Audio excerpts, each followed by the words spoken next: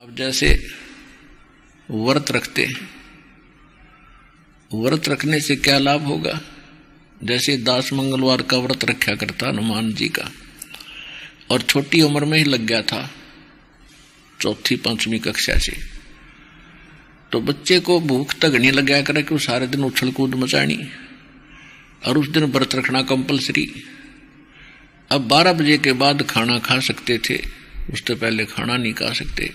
तो जब तक रोटी ना मिलती इतना हनुमान थोड़ा याद आया करता, रोटी घनी याद आया करती। अन्य सोचा करते कब 12 बजे रोटी खावें, पेट पकड़ कर बैठ जाते। तो कहने का भाव ये है कि starvation could not lead to salvation, भूखा मरने से भगवान नहीं मिल सकता। और फिर ये प्रावधान कहा ऐसे व्रत रखने का। सूक्ष्म वेद में लिखा है कि प्रथम अंदर संयम राखे, योग युगत सब सतगुरु भाखे।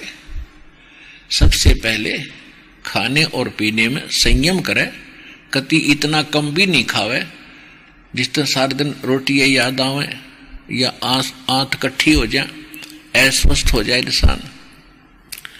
और इतना ज्यादा भी नहीं खावे, खा ले दड़ी पक्का, हर फिर अंगड़ाई टूटा जमाई आवे, भक्ति करी जाना। यानी अन्न और जल का संयम रखे, आवश्यक खाना खावे, घना भी नहीं खावे और कति इतना भी नहीं खावे कि भाई कम भी नहीं खाए, यानी अपना मीडियम सा जलपान करे, भक्ति करे, उससे शरीर भी नॉर्मल रहता है। और योग युक्त, योग माने साधना की, युक्ति माने विधि, सतगुरु बतावे तो वो इस तरह के बताओगा। और हमारी श्रीमद् भगवत गीता एंड पवित्र श्रीमद् भगवत गीता, पवित्र 4 वेद और पवित्र सूक्ष्म वेद जो गॉड गिवन स्पिरिचुअल नॉलेज है, जो परमात्मा स्वयं आकर बोलते हैं, उसको सूक्ष्म वेद कहते हैं और उसको तत्व ज्ञान भी कहते हैं। इन 3 जो ये सदग्रंथ हैं, 3 सदग्रंथ हैं, इनके अंदर हमारी भक्ति की विधि यथार्थ लिखी हुई है। लेकिन वेद और गीता में एक जैसी विधि है भगवान के पाने की, ये इनकम्प्लीट है, कंप्लीट नहीं है। इसका प्रमाण है श्रीमद् भगवत गीता अध्याय नंबर 4 के और श्लोक नंबर 32 और 34 में। यहां पर ये गीता ज्ञानदाता श्री कृष्ण में प्रवेश करके ब्रह्म बोल रहा है, ब्रह्म। और ये कह रहा है कि अर्जुन, जो मैंने अभी तुझे अन्य साधकों की साधनाएं बताई हैं, श्लोक नंबर 25 से लेकर 30 तक, कोई कैसी, कोई देवताओं की पूजा करता है, कोई एक पैर के खड़ा होकर के तप करता है, और कोई प्राणायाम आदि करके न सोचा भाई इससे मोक्ष हो गया, कोई घोर तप को तपता है, और कोई केवल स्वाध्याय करते हैं, कोई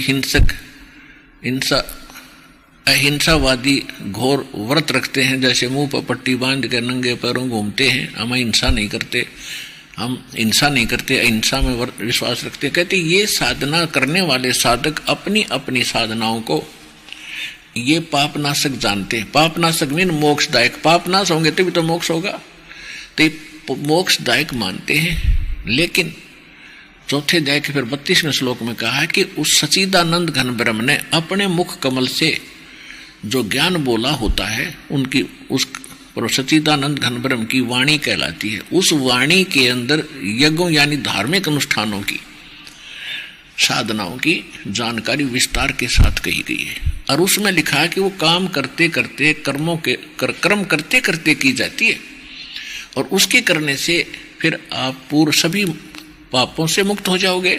और उस फिर चौथे अध्याय के 34वें श्लोक में कहा है कि वो जो तत्व ज्ञान है, मैं नहीं जानता, गीता ज्ञानदाता कहता है, उसके लिए तत्वदर्शी संतों की खोज करो, जो उस तत्व ज्ञान से परिचित हो जो गॉड गिवन स्पिरिचुअल नॉलेज है। Complete God given, complete spiritual knowledge है, यानी पूर्ण परमात्मा द्वारा दिया गया संपूर्ण ज्ञान उसमें है। और वो तत्वदर्शी संत बताओगे, उनके पास जाकर विनम्र भाव से प्रणाम करके, दंडवत प्रणाम करके पूछना, तब वो आपको बताएंगे। तो इससे सिद्ध हो गया कि गीता के अंदर कंप्लीट स्पिरिचुअल नॉलेज नहीं है, लेकिन गलत नहीं है। गीता अध्याय नंबर 7 के श्लोक नंबर 29 में गीता ज्ञानदाता बता रहा है कि मैं जो ज्ञान दे रहा हूं तुझे कि तत्वदर्शी संत की खोज कर ले, और जिन्होंने मेरी इस बात को आश्रय कर लिया, मेरे ज्ञान का आश्रय कर लिया, जो मेरे इस ज्ञान के आश्रित होकर और तत्वदर्शी संत से संपर्क साध लेते हैं, वो व्यक्ति जो केवल जरा और मरण से छूटने का ही प्रयत्न कर रहे हैं। जरा माने बुढ़ापे का कष्ट और मरण माने मृत्यु, तो वो तत्परम से और सारे तत्व ज्ञान से और सारे इन कर्मों से परिचित हो चुके। जो केवल जरा और मरण, जरा माने वृद्ध अवस्था का कष्ट, बुढ़ापे का दुख, और मरण माने मृत्यु, जो केवल जरा और मरण से मोक्ष पाने के लिए, छुटकारा पाने के लिए जो प्रयत्नशील हैं, वो मेरे इस ज्ञान को आश्रित कर चुके हैं और वो तत्ब्रह्म से परिचित हैं। तत्ब्रह्म और सारे अध्यात्म ज्ञान से और सारे कर्मों से वो परिचित हो चुके। तो कहने का भाव ये है कि वो फिर इस संसार की किसी अन्य वस्तु की इच्छा नहीं रखते, वो केवल वृद्ध अवस्था से यानी और पुनर्जन्म से छुटकारा पाना चाहते। तो कहने का भाव ये है कि इस जीव के लिए वृद्ध अवस्था सबसे बड़ा दुख है, सबसे बड़ा कहर है इसके लिए, और फिर मृत्यु उससे भी बूंदी, उससे भी बुरी। हम अपने बच्चों में कैसे सुख से रह रहे हैं, कितने प्यार है इनके अंदर, कितना संपत्ति में हमारा लगाव है, सारा जीवन उसी पर लगा देते हैं, जमीन खरीदने में, उसके ऊपर कोठी बंगले बनाने में, और फिर मर जाते हैं 1 सेकंड में। तो ये कोई जीवन है? तो ये छुटकारा होगा वहां सतलोक में जाने से जहां आप रहा करते थे, और वहां जाने के बाद फिर आप वापस मृत्यु में नहीं आओगे, वहां वृद्ध अवस्था नहीं है। ऐसी सृष्टि है, ऐसे ही आपका परिवार बनेगा और वो परिवार सदा के लिए आपके साथ रहेगा। वहां किसी चीज का अभाव नहीं है, कोई मृत्यु नहीं है, कोई राग द्वेष नहीं है, इतना वहां का वातावरण इतना अच्छा है।